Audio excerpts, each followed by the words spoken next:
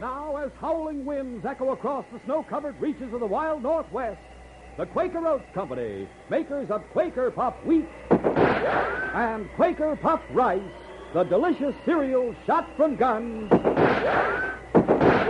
in cooperation with the Mutual Broadcasting System, present by special recording Sergeant Preston of the Yukon.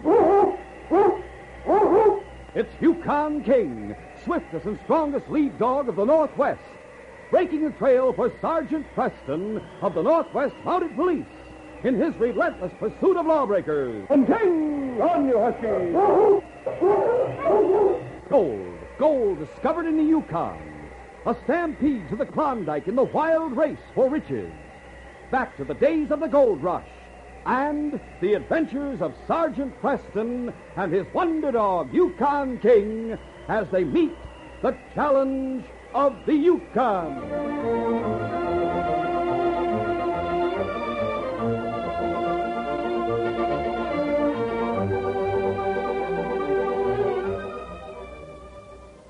Our adventure will begin in just a moment. Most people think of a nurse as a pretty girl in a starched white cap. But did you know there are growing opportunities for men, too, in nursing? Men nursing students receive the same preparation that women students do, often in co-educational schools operated by a university, college, or hospital. The many fields open to men nurses upon graduation include hospital nursing, industry, research, and mental health.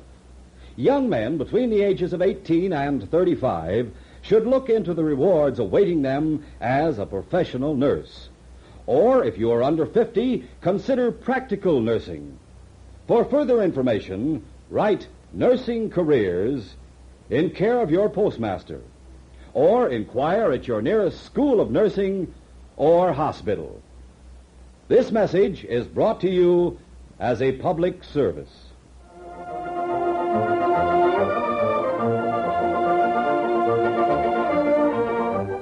Chet Granby was an elderly trapper. Together with his wife Ethel, he had made his home in the Northwest Territory for many years. But when gold was discovered in the Klondike, he was seized with just as violent an attack of gold fever as any of the stampeders who poured into the territory from the outside. Dag nabbit, Ethel. I don't see why you won't let me mush up to the Klondike and get in on this here gold rush. You're going to stay here and go right on trapping. Man's a confounded fool to get married and never What's did that, Chet Granby? Nothing. What are you writing down on that paper? We're writing down a list of supplies that we need from the general store. You want me to go into town today and get them? Yeah, might as well go out and start hitching up the team right now. Why, sure, Ethel, I'll do that. And just remember, don't you go sneaking off to join the gold rush once you're out of my sight. Why, Ethel, dear, how can you even suggest such a thing? After hitching up the team, Chet left the cabin and drove to the village of Timberton, a small logging community which was located several miles away. When he arrived in town, he halted his team in front of a frame building which bore a sign saying Henry Tuttle's General Store and Express Office. Oh, there. Hank Tuttle, the proprietor, was standing behind the counter as Chet entered the store. Well, howdy, Chet. Howdy, Hank. Come into town for supplies, did you? Yep, that's right. I got a list of what I want right here. By the way, can you lend me a pencil and paper? Sure thing, Hank. Here you are. Thanks. I want to write out a little message while I'm here. Okay, while you're doing that, me and Herb will be getting your supplies together. Hey, Herb, come and help me fill this order. You're right with him, Mr. Tuttle. A few minutes later, after the supplies had been stacked on the counter and Chet had paid the bill, he handed the folded message which he had written to Hank Tuttle. Hank, I'm taking a little trip up north a ways, but there's something I forgot to tell my wife before I left the cabin. So I wonder if you'd give her this message next time she drops into the store. Sure, Chet, be glad to. Want any help with those supplies? No, I reckon I can get them out to the sled all right if Herb will give me a hand. You bet, Mr. Granby. I can carry the rest of them. So long, Chet. So long, Hank. So long. Hank Tuttle's General Store also served as a way station for the Yukon Express Company. On the morning after Chet Granby had stopped in to buy supplies, an express driver arrived from Selkirk. Hello there, Sam. Howdy, Mr. Tuttle. Have a good trip down from Selkirk? Yeah, the trail was hard packed and I had good weather all the way. What do you got for me? Plenty. See that express box there in the sled? Yeah. What's in it? 50,000 in gold. 50,000? Holy mackerel. Where's it bound for? From here to Whitehorse, then down to Skagway. It's being shipped to Vancouver. The driver from Whitehorse won't pull in here till tomorrow. That means I'll have all that gold in my hands overnight. I reckon nothing will happen to it. I sure hope not. Herb, help the driver carry that express box inside, will you? Sure thing, Mr. Tuttle. Herb and the express driver carried the box inside and set it down in the back room. There we are. You got the way-bill and that gold, Sam? Yeah. Get it right here in my pouch. Yeah, sounds like a customer coming in the store. I'll go wait on him. All right, just let me have that way-bill. Here. Right here. Oh, good morning, Mrs. Granby. Some people may consider it a good morning. I don't. Oh, what's the matter? Did that no-good reprobate of a husband of mine come in here yesterday? He sure did. He stocked up on supplies for his trip. His trip? That's right. He said he was taking a little trip up north a ways. Which reminds me, he left a note here for you. Let me see that note. Sure. Here it is. As Ethel read the note, her face became livid with fury. Just as I expected. That low-down, conniving old scoundrel. Is something wrong? I'll tell the world there's something wrong. Yesterday I sent Chet into town to get supplies. Instead of coming back home, what do you suppose that old fool has gone and done? I don't know. What? He's headed up north to the Klondike to get in on the big gold rush. Well, by ginger, he won't get away with it. Believe me, I'll catch up with that husband of mine if it takes all winter. And when I do, I'll teach him a lesson he won't forget. It was nearing noon when Herb Snyder delivered a load of supplies to the cook at the lumber camp. Instead of returning straight to town, he headed out along the forest trail to the spot where a crew of lumberjacks were at work. Whoa! Oh, you right. Whoa! After halting his team, he walked over to a brawny, tough-looking lumberjack named Spike Buell, who was busy trimming branches off a felled tree. Hey, Spike. Oh, howdy, Snyder. You come to collect that poker debt I owe you, you're out of luck.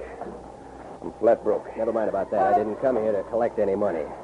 I came to tell you how we can get a hold of some. Plenty, in fact. What are you talking about? How would you like to get your hands on 50,000 in gold? 50,000? That's right. We'd split half and half. What's the deal? Are you game to pull off a stick-up? Well, I am for that kind of dough. All right, listen. This morning, a gold shipment came in from Selkirk. The driver from Whitehorse won't be picking it up till tomorrow morning, which means the express box will be sitting there in the store overnight. Wait a minute. I'm not so sure I like the idea of pulling a job right here at Timberton, especially at the place where you work. If the two of us disappear, the next day everybody will know we did it. We won't have to disappear. We can stick around for a few days till the excitement blows over. Then we'll make some excuse for quitting our job, quietly leave town. Yeah, and what do we do with the express box and all that gold in the meantime? I've got all that figured out. It so happened that old trapper Chet Granby and his wife are going to be away from home for a while. So we can hide the box at their cabin till we're ready to clear out. Now, here's how we'll work. Tonight, you come around to the store. At that same moment, on the trail far to the north of Timberton, Sergeant Preston was halting his team near a campfire where a traveler was preparing his midday meal. Well, bust my buttons if it isn't Sergeant Preston. Hello, Chad. And King. How are you, old rascal? What in the world are you doing up this way? Well, Sergeant, I'll tell you. I'm heading up to the Klondike. The Klondike? That's right. Ever since they made that big strike on Bonanza, I've been itching to go up there and stake myself out a claim. Now I'm going to do it. What about your wife? Well, fact is, Ethel don't know what I'm up to.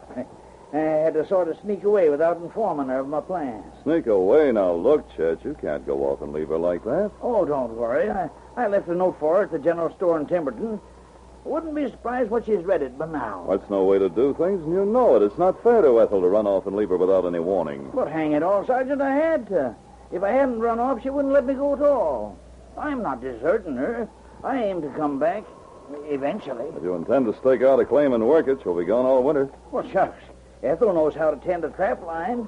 She'll make out all right. Chet, I'm not going to force you to turn around and go back home. I'm going to leave it to your own conscience. There's nothing wrong with your going off to hunt for gold. After all, you're not the first man that's gotten gold fever. But you've got to play fair with Ethel. Don't you honestly think it'd be better to go back and talk things over face to face? Face to face? But gosh, all hemlock, Sergeant. Your mind's made up. She can't stop you. Maybe she'll decide to come along. But at least be a man and settle the matter honestly.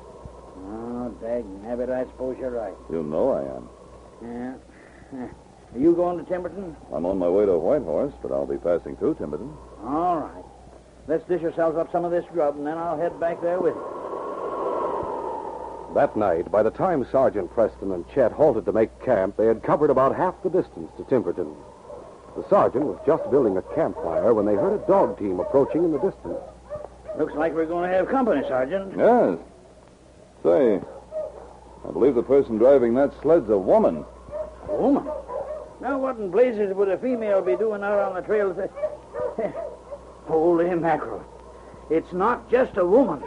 It's my wife, Ethel.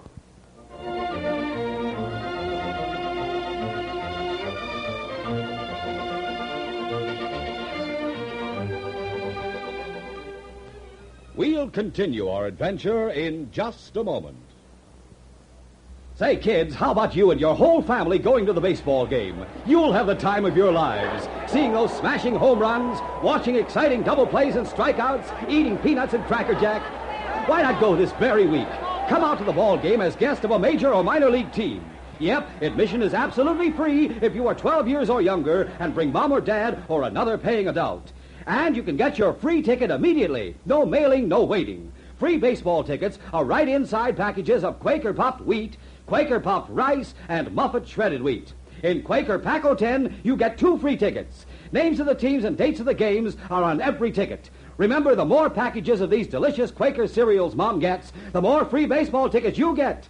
So tell Mom you want to eat lots of Quaker Puffed wheat or puffed rice, Muffet shredded wheat or Quaker Pack-O-10. And just think of the fun you'll have at the ball game, seeing real star players in person and cheering for home runs.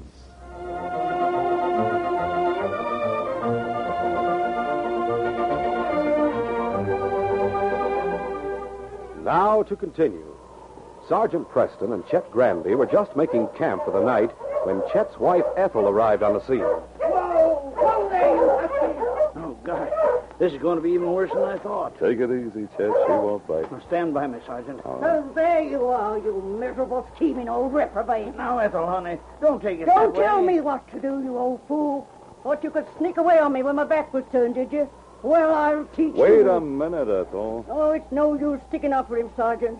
I don't like airing my family troubles in front of other people, but if you knew how this no-good husband's tried to trick me... I know all about that, Ethel. I still think you're doing Chet an injustice. An injustice, huh? That's right. It's true Chet did sneak away without telling you and head for the Klondike, but he had a change of heart. What are you trying to tell me? Chet realized he'd made a mistake, so he decided to go back home and talk things over. He's already on his way back to Timberton. That's right. I was. I don't believe you, Chet Granby. You'll believe me, won't you?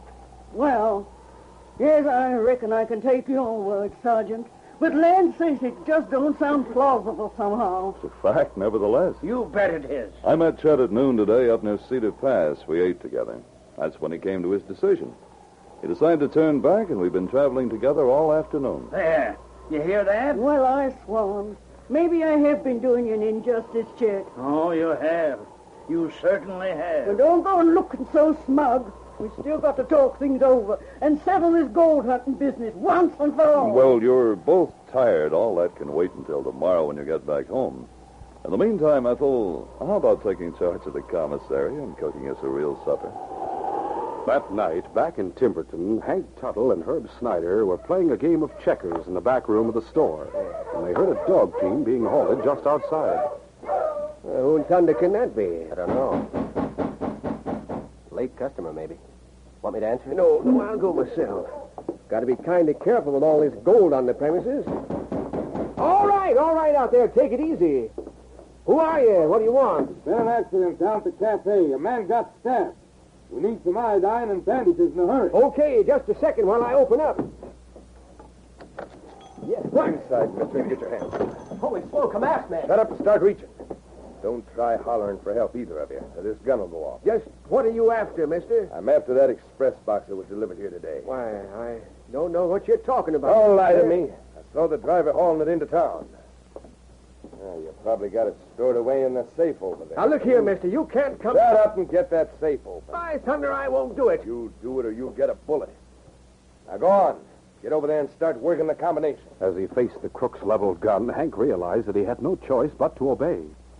After opening the safe, he and Herb hauled out the heavy express box and carried it out to the stranger's sled. Now, back inside. All the time, Hank was watching carefully for a chance to catch him off guard. As he closed the door, his attention wavered momentarily, and Hank made a lunge at him. I'll fix you, mister. Who are you? Help me, Herb. Look out, Mr. Tuttle. He'll shoot. There. You knocked him out, Spike. That was just as well. Now he can't make any more trouble.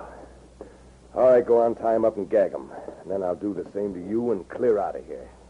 It wasn't until the express driver arrived from Whitehorse the next morning that the two men were discovered and released. Hank immediately rushed out to the telegraph office and sent a message to the police at Selkirk, asking that a Mountie be sent down to investigate the crime. When he returned to the store, there was a triumphant look on his face. By thunder, I reckon that hold-up man won't be on the loose very long. How come, Mr. The Mountie post at Selkirk wired back that Sergeant Preston is on his way down here. Sergeant Preston? That's right. He said he should reach Timberton by tonight or tomorrow at the latest. Just wait till the sergeant puts King on that crook's trail. You think King will be able to track him? I know he will. When I jumped that fella last night, I ripped a piece of fur off the hood of his parka. That piece of fur will be enough to give King a scent. By golly. I'll bet you're right. It was payday at the logging camps, and the lumberjacks had swarmed into town to spend their money. Herb had previously arranged to meet Spike Buell at the Ace High Cafe during lunchtime. When he arrived at the cafe, he found Spike already seated at a table. Well, howdy, Snyder. How about a little poker after you eat? Sure, Spike. Suits me. Let's go over to that corner table and open it. It's a good idea. Well, we're all set. Took the gold out to Granby's cabin, got back to camp about 2 o'clock in the morning. Foreman thinks I was playing cards at the cafe. Never mind all that, Spike. You're in real trouble. What do you mean I'm in trouble? I just found out that Sergeant Preston is coming to town. Well, what about it? I'll tell you what about it. When Hank Tuttle went for you last night, he ripped a piece of fur off the hood of your parka. Yeah, I know that. So what? That piece of fur will be enough to give Preston's dog your scent. What? He'll be able to follow your trail out to the cabin and back to the lumber camp, or any place else you go. Holy mackerel, what am I going to do? Only one thing you can do, clear out and make a run for it while you still got a chance. Yeah, but if the dog can follow my scent, where can I go? Head for the wilderness, keep on the move. Eventually, maybe you can follow him off your trail. What about the express box? I sure can't lug that around with me, not if I'm going to travel fast. I've already thought of that. We'll make a quick trip out to the cabin right now and bury the box somewhere nearby. Later on, when the search dies down, we can dig it up, make the split. All right, let's get going. I'm going to be playing tag with a Mountie out in the bush. I want a long head start.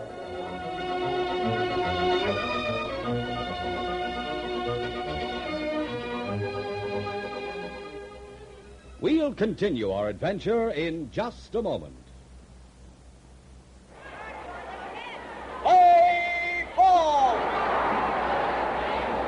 Say, have you had the thrill lately of being right there in the ballpark when the leadoff man steps up to the plate? Have you been there to see the star players in person, see them wallop home runs, see the exciting double plays? Well, don't miss the fun another day. Come out to the ball game as guest of a major or minor league team. Walk right through the gate free if you are 12 years or younger, and bring mom or dad or another paying adult. Yes, you can get a free baseball ticket. No mailing, no waiting. It's right inside a package of Quaker Puffed wheat or Quaker Puffed rice or Muffet shredded wheat. Or buy Quaker Paco 10 and get 2 free baseball tickets. Names of teams and dates are on every ticket. Hurry to get your free baseball ticket in the special package of Quaker Puffed wheat or rice, Muffet shredded wheat, or Quaker Paco 10.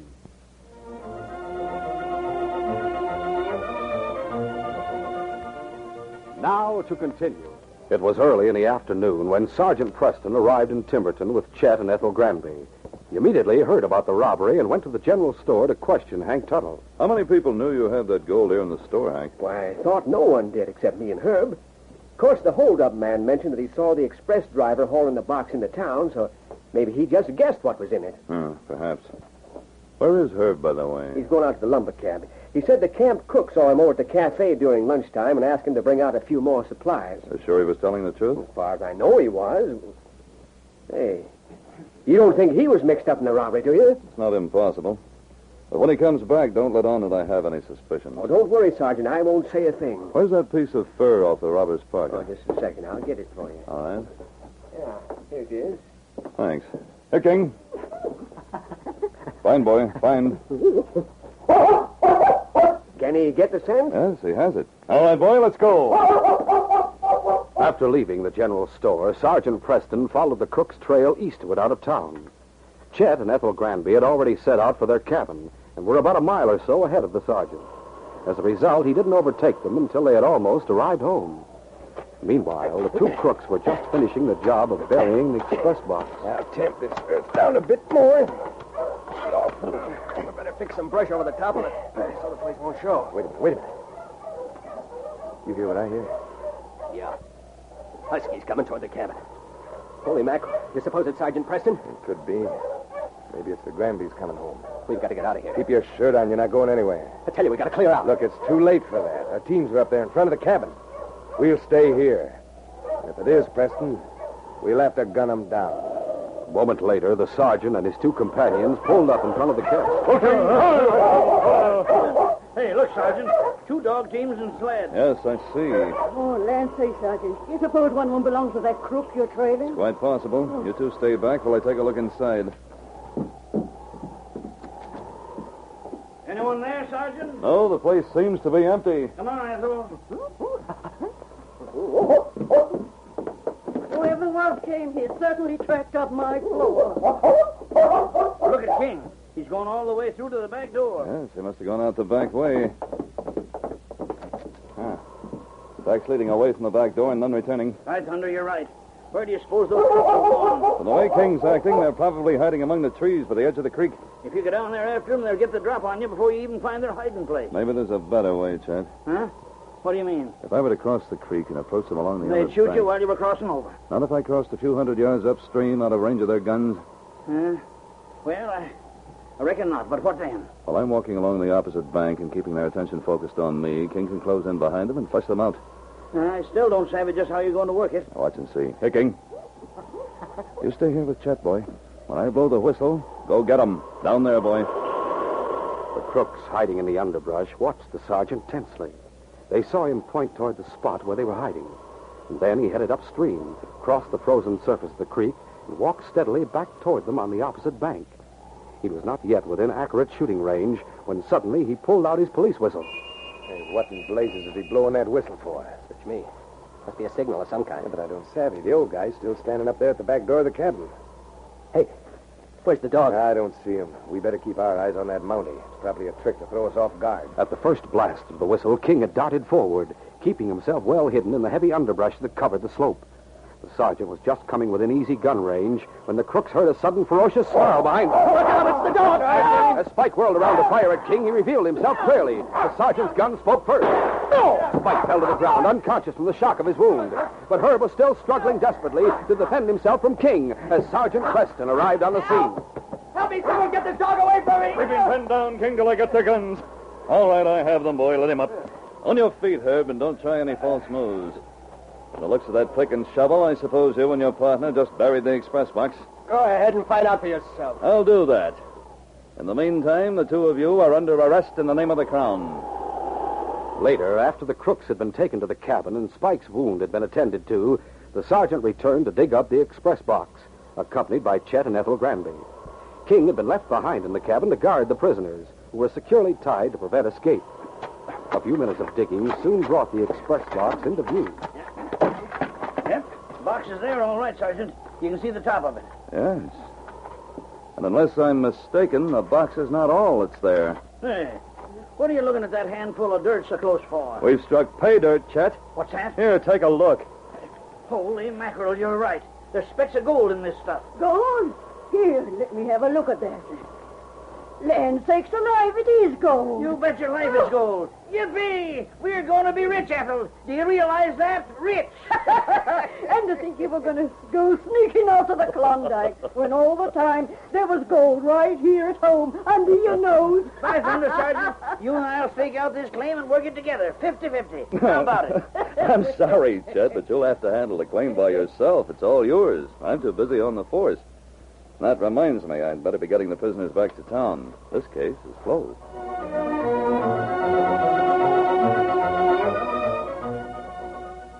We'll return in just a moment with a word about our next exciting adventure. There's roaring adventure on Mutual. Tales that will take your breath away and transport you into lands where danger is your constant companion.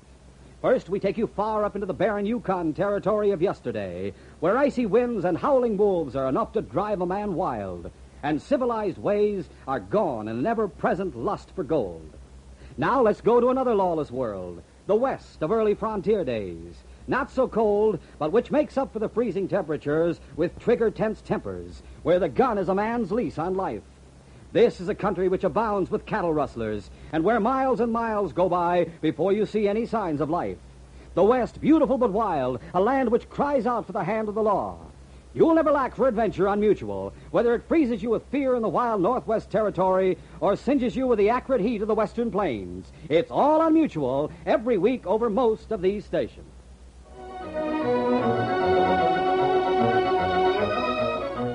And now, as Constable Ross and Sergeant Preston ride south along the Yukon Trail, Constable Ross says, That girl back at the cabin certainly seemed frightened about something. Yes. Spider Burke claims she's his daughter, but I can't help thinking I've seen her somewhere. But wait a minute. Oh, Lucky. Oh, boy, hold on. What's the matter, Sergeant? Now I know why her face was so familiar. She's not Spider Burke's daughter, and unless I'm mistaken, she's in danger. Come on, Alex, we're going back there and investigate. Come on, Lucky, get on! Who is the girl posing as Spider Burke's daughter? From the sergeant's tone, it sounds as though he and the constable will be heading into a dangerous situation when they ride back to rescue her. Don't miss this next exciting adventure.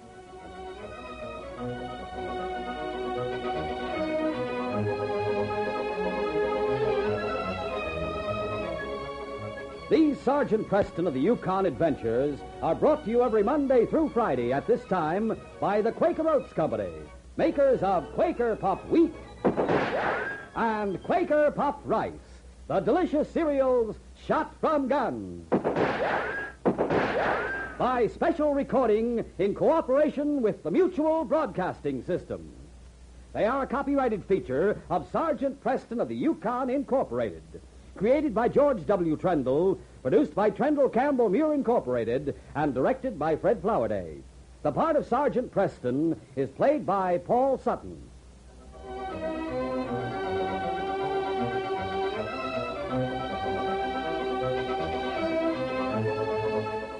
This is J. Michael wishing you goodbye, good luck, and good health from Quaker Puffed Wheat and Quaker Puffed Rice. So long. This is Mutual, Radio Network for all America.